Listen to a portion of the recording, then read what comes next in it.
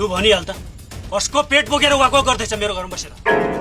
रातभरि हराउने तिमी अनि मलाई पेट बोक्यो भनेर शंका गर्छौ?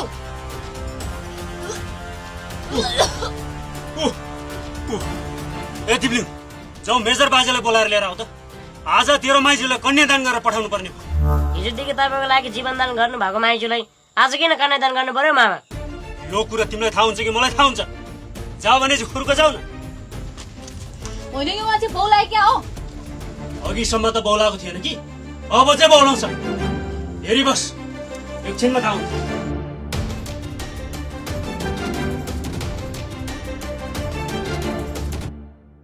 मङ्गले, ओ मङ्गले,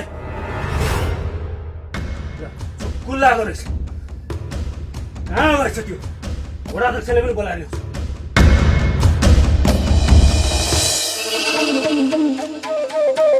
यो म के सुन्दैछु भान्जी?